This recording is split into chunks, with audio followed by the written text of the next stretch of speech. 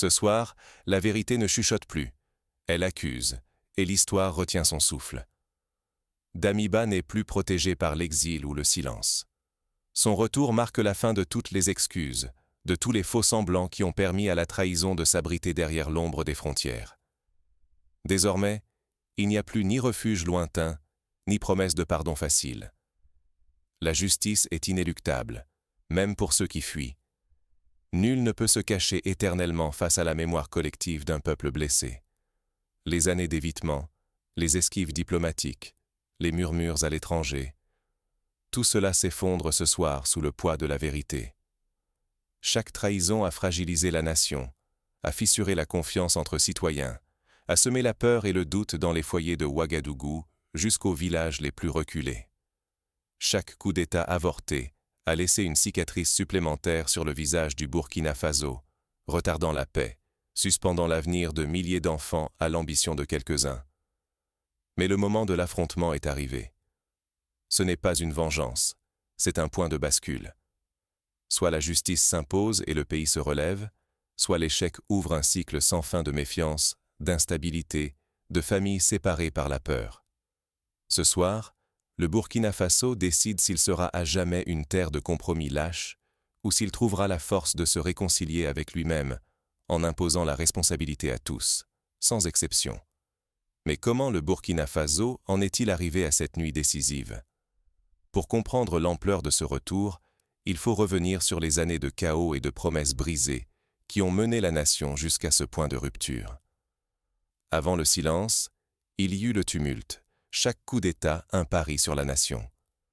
Le Burkina Faso n'a pas sombré soudainement dans la crise.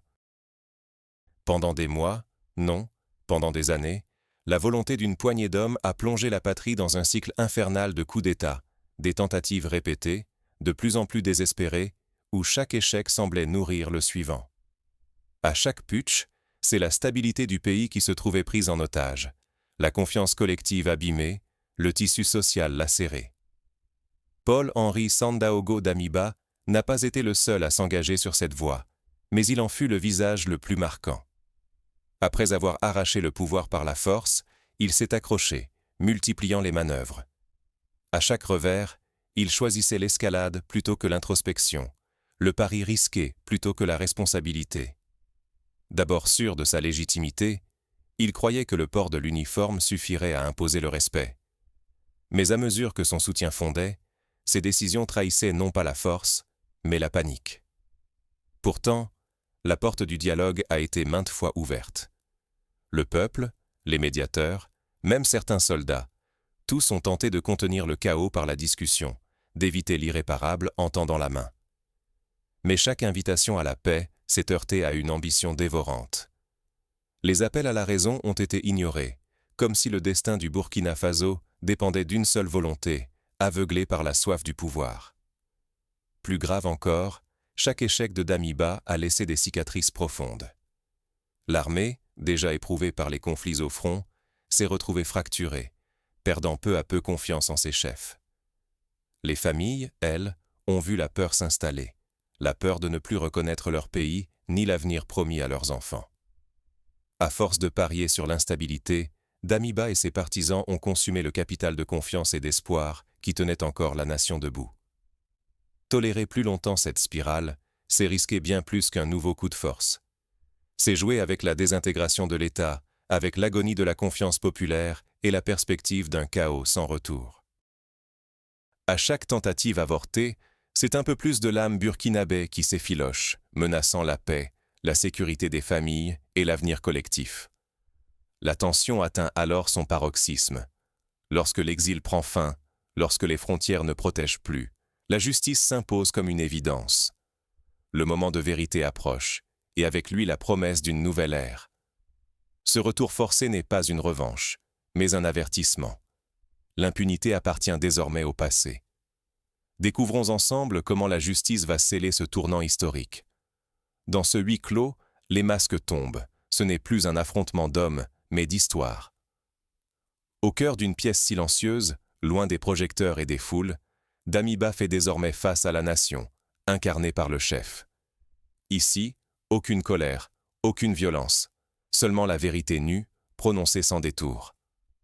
Le chef, droit et calme, expose les faits. Il rappelle à Damiba les promesses piétinées, les soldats trahis, les familles abandonnées à la peur. Il ne crie pas. Il ne juge pas. Mais ses mots, simples et justes, pèsent plus lourd que n'importe quelle sentence. C'est la voix de tout un peuple blessé qui parle à travers lui. Face à cette franchise, Damiba reste sans voix. Il baisse les yeux, incapable d'articuler la moindre excuse. Son silence n'est pas un simple embarras, c'est la confession muette de son échec moral. Pour la première fois, il n'y a plus de discours, plus d'uniforme, plus de pouvoir derrière lequel se cacher. Seulement la vérité, implacable. La trahison de Damiba n'a pas seulement fait vaciller un régime. Elle a mis à l'épreuve la patience d'un peuple déjà meurtri par l'instabilité et la peur. Chaque coup d'État raté a été une blessure de plus, chaque mensonge une fissure dans la confiance collective. Le Burkina Faso n'a pas seulement perdu un leader, il a été forcé de regarder la fragilité de son unité en face. Laisser cette trahison sans réponse, c'est accepter que le sabotage devienne la règle, que l'ambition personnelle passe avant la paix. C'est risquer de condamner le pays à l'instabilité éternelle, où la défiance remplace la confiance et où l'avenir de chaque famille reste suspendu au bon vouloir d'hommes sans scrupules. Mais dans cette confrontation silencieuse, quelque chose de décisif s'accomplit. Plus qu'un règlement de compte, c'est la justice qui s'installe, patiemment, dans le silence. C'est la responsabilité qui prend racine, loin des applaudissements, dans le regard inébranlable de la nation face à celui qui l'a trahi. La question reste entière. Ce moment suffit-il à réparer les blessures et à restaurer la confiance? Découvrons maintenant comment cette confrontation va bouleverser la société tout entière. Pas de fête, pas d'explosion de joie, seulement un souffle collectif de soulagement. À l'aéroport, lorsque Paul-Henri Sandaogo Damiba pose le pied sur le sol du Burkina Faso, il n'y a pas de caméra braquée, pas de cris, pas de chants. Juste ce silence épais, chargé d'une fatigue immense, où chacun retient sa respiration. Sa présence marque la fin d'une longue traque, un retour vécu comme une délivrance, sans éclat ni rancœur inutile. Dans les rues, les citoyens se lèvaient le matin avec l'impression que quelque chose a changé. La peur se dissipe lentement, remplacée par cette confiance timide qui renaît après l'orage. Dans les casernes, les soldats, eux aussi, retrouvent le sommeil. Les nuits sont moins tendues, les regards moins fuyants. Le soupçon n'est plus roi. Le pays retrouve peu à peu la force de croire en ses institutions. Mais ce soulagement n'a rien d'une victoire triomphale. Il est fait de cicatrices et de prudence. Chacun comprend que l'épreuve traversée laisse une marque profonde. L'après-trahison ne se fête pas, il se construit, pas à pas, sur la lucidité et la mémoire. Dans cette atmosphère apaisée, un nouveau pacte national se dessine. Les responsables politiques et militaires n'ont plus droit à l'ambiguïté. La clarté s'impose, les limites à ne pas franchir sont désormais connues de tous. C'est la promesse implicite d'un avenir plus juste, où l'intérêt du peuple prévaut enfin sur l'ambition personnelle. Pourtant, ce nouvel équilibre reste fragile. Si la société manque ce rendez-vous avec la responsabilité, si elle laisse le doute ou la peur s'installer de nouveau, alors tout pourrait recommencer. Rien n'est définitivement acquis. La vraie victoire sera d'ancrer l'exigence éthique dans chaque décision, chaque geste quotidien. Le visage tourné vers demain, il faut se demander comment préserver ce pacte, renforcer ses fondations et éviter de retomber dans les pièges du passé. C'est en tirant des leçons de cette nuit et de ses cicatrices que le Burkina Faso peut espérer construire une paix durable. Quels choix collectifs feront la différence pour que jamais l'histoire ne se répète? La révolution n'est pas le chaos, mais la patience et la discipline sur le long terme.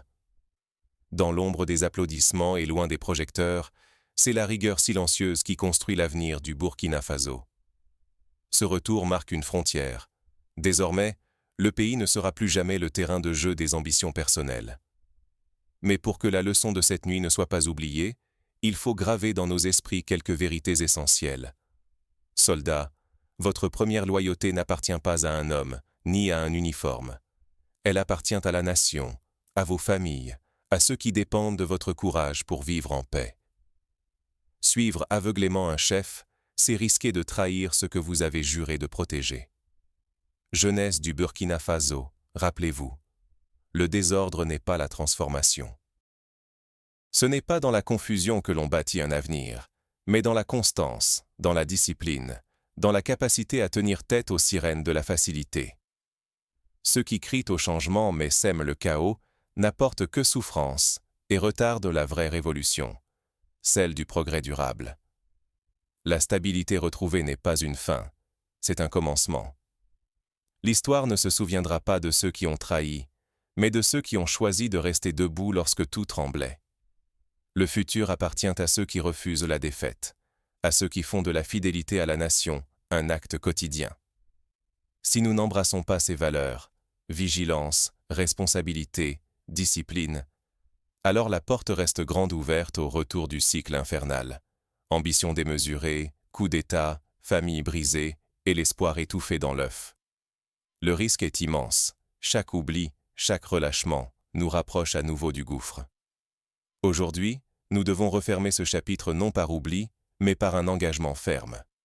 La justice n'est pas une vengeance, c'est une promesse envers l'avenir. Que chacun saisisse le poids de ses choix, car l'avenir de notre nation ne tolérera plus la trahison. Mais une question demeure. Comment transformer cette vigilance retrouvée en force collective pour éviter les erreurs du passé? Il est temps de réfléchir aux premiers pas concrets vers cette nouvelle ère. Ce n'est pas la fin de notre lutte, mais la fin des illusions. Le futur commence maintenant. Ce soir, nous tirons un trait sur les fausses promesses et les visages masqués. Le retour de Paul-Henri Sandaogo Damiba n'est pas seulement un fait divers, c'est la preuve éclatante que la justice finit toujours par retrouver ceux qui lui tournent le dos. Après tant d'années de blessures et de silence, le Burkina Faso se lève enfin, non pas pour se venger, mais pour guérir. Ce moment n'est pas la victoire d'un camp sur un autre, c'est la renaissance de notre conscience collective.